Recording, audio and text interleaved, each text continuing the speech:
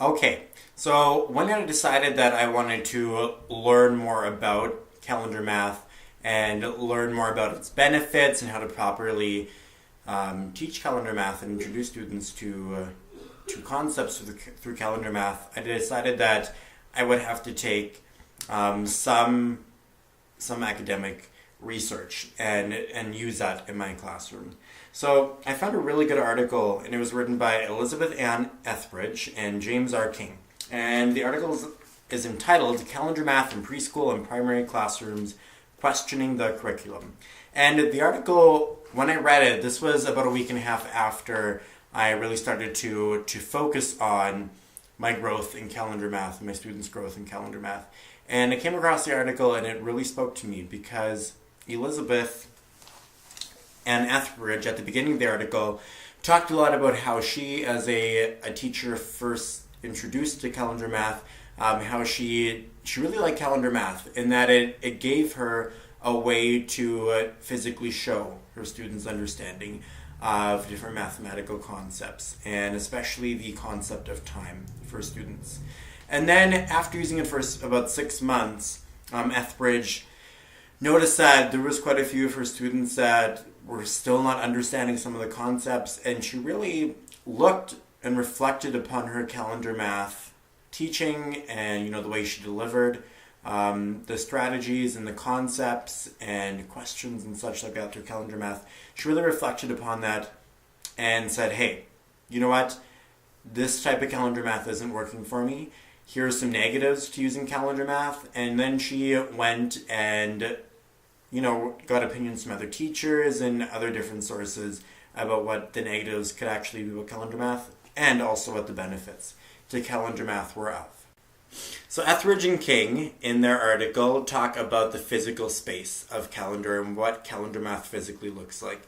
And when I read this part of their article, I couldn't believe it. I thought they really, really summed up the physical aspect of calendar math.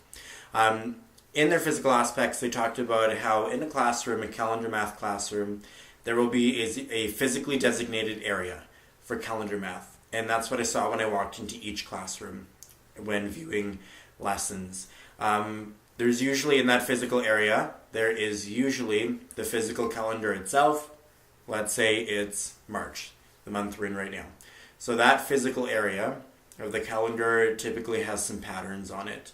And that's exactly what I saw when I walked into Carrie Krause's grade 2 classroom, for example, where she had on the calendar, there was various depictions of different times that followed a pattern using different types of clocks.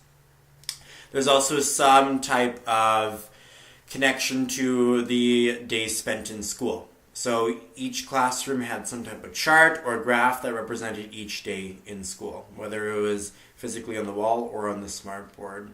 So there is certain characteristics that are physically present across different classrooms, but that are always included in calendar math. So in their article, Etheridge and King not only talk about the physical space of calendar math and what that looks like, but they also talk about what calendar math sounds like in a classroom. So Etheridge and King really discuss that calendar math often sounds the same because teachers use resource guides typically to teach their calendar math. So for example, you might buy a teaching guide or a resource guide that says on day 1 you're going to do this in calendar math, day 2 all the way up to day, 185, let's say. And they refer to that as factor teaching because the students really rely on the teacher to become the manager, and they rely on basically following a routine that is so repetitive that they just begin to understand based on that repetition, and there's no real conceptual understanding to what is going on in calendar math. So that's kind of what Etheridge and King refer to as what calendar math sounds like typically in a classroom.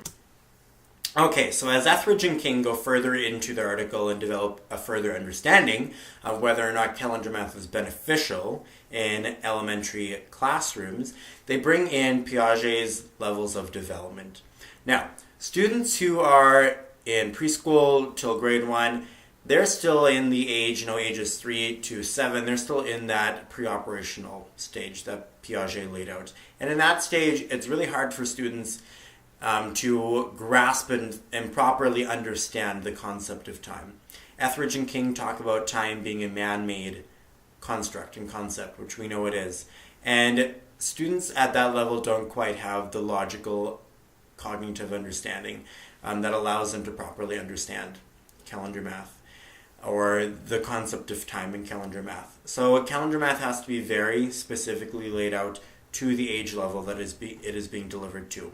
As students reach the age of 7, they start to enter the concrete operational stage. And in that stage, students start to develop more of a logical sense of thinking and more of a cognitive ability to understand the concept, the abstract concept of time.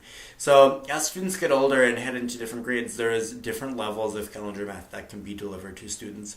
But a teacher does really have to think about whether or not what they're delivering in calendar math, the concepts especially of time that they're delivering, whether or not that is actually getting to your students and therefore relating to your students. So as I neared the end of the article, I really had gathered somewhat of a negative sense towards calendar math. And was calendar math, I really had to reflect, was calendar math actually benefiting my students' math understanding and understanding of concept of time?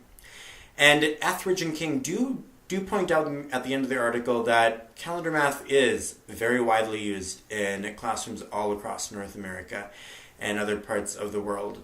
And that research, early childhood education research, is really conflicted actually in the area of calendar math, whether it is beneficial or not so beneficial for students. But the major takeaway I took away from this article is that you really have to be careful with what conceptual knowledge you're trying to help your students learn and understand. The knowledge, especially the concept of time, really has to be delivered in a sense that is applicable to their daily life. It's applicable to their stage of understanding and their stage of cognitive and logical understanding. And it just has to be frameworked and scaffolded with that in mind. And that's the main takeaway I took away from this article. All in all, though, I thought it was a very interesting and very crucial piece in my overall understanding of daily calendar math. And from an academic standpoint, it was really good to see the other side of the article. Why might calendar math not be the most beneficial? And to me, that really helped me focus on what are the benefits of calendar math, especially in understanding the concept of time, that I can use with my grade 1 students during my calendar math time.